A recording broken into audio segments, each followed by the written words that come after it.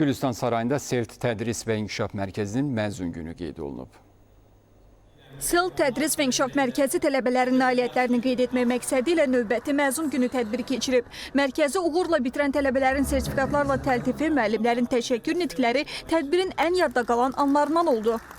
Daha bir şagirdlərimizlə bu son dəfə ki, görüşürük və onları yola salmağa hazırlaşırıq. Onlar dünyanın aparıcı universitetlərinə qəbul olublar.